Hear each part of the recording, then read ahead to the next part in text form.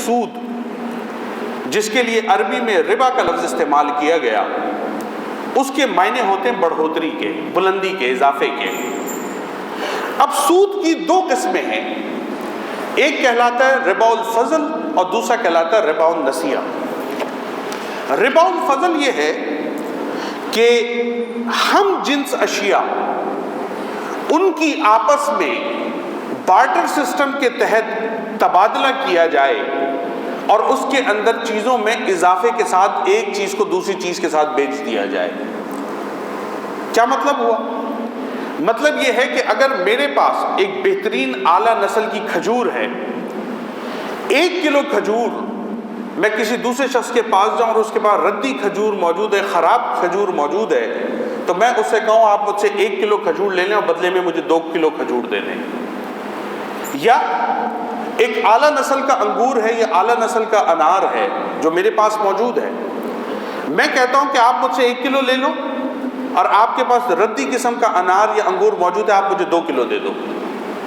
اب وہ سیم چیز ہے لیکن وہ ایکسچینج ہو رہی ہے اضافے کے ساتھ۔ شریعت میں اس کو ربا الفضل کہا گیا اور حضور علیہ الصلوۃ والسلام نے اس کو حرام فرمایا، اور فرمایا کہ اس طرح نہیں ہوگا، بلکہ طریقہ یہ ہے کہ تم پہلے اپنی اعلیٰ شے کو بیچو، اس کے نتیجے میں جو مال تمہیں ملے اس مال سے جا کر بے شک تم پھر 2 کلو اور 4 کلو جتنا چاہو ردی کھجور خرید لینا، لیکن اگر تم نے براہ راست بغیر پیسے کو انگیج کیے ہوئے یہ ایکسچینج کیا تو یہ حرام ہوگا، کیونکہ اس کا نتیجہ الٹیمیٹلی ربا النسیہ ہے۔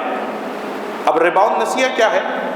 ربا النسیہ یہ ہے کہ جب کوئی شخص کسی دوسرے شخص کو پیسہ ادھار دے تو اس کے لیے ایک مدت کو معین کیا جاتا ہے۔ مثال کے طور پر میں نے آپ کو 1 لاکھ روپے ادھار کے دیے اور آپ کو 6 مہینے کا وقت دیا، لیکن میں آپ سے یہ کہوں کہ جب 6 مہینے کے بعد آپ 1 لاکھ روپے واپس کریں گے تو 1 لاکھ نہیں دیجیے گا بلکہ 1,10,000 روپے آپ کو دینے پڑیں گے۔ اب گویا میں نے لاکھ روپے کو 1,10,000 روپے کے عوض بیچ دیا۔ وہ پیسہ جو ایکسچینج کے لیے، اشیاء کی تبادلے کے لیے استعمال ہوتا تھا، میں نے اس پیسے کو پروڈکٹ بنا دیا اور لاکھ روپے کو 1,10,000 روپے کے عوض میں بیچ دیا۔ یہ ربا النسیہ ہے۔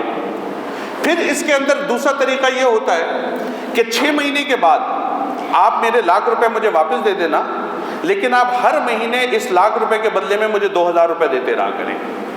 پہلے مہینے 2,000 دے دیں، دوسرے مہینے 2,000 دے دیں، تیسرے مہینے 2,000 دے دیں، اس طرح 6 مہینے تک 12,000 روپے دے دیں اور 6 مہینے کے بعد میرے لاکھ روپے مجھے واپس کر دیجیے گا، تو گویا میں نے اپنے پیسے کو کرائے کے اوپر چلانا شروع کر دیا۔ اس کو کہتے ہیں ربا النسیہ۔ قرآن نے اسی ربا النسیہ کے بارے میں یہ اعلان فرمایا کہ جو شخص اس طریقے سے پیسے کا لین دین کرے کہ پیسوں کو ادھار پر دینے کے بعد اس کے اوپر سود حاصل کرنا شروع کر دے، تو اللہ رب العزت فرماتا ہے اللہ اور اس کا رسول تم سے ان لوگوں سے اعلان جنگ کرتے ہیں۔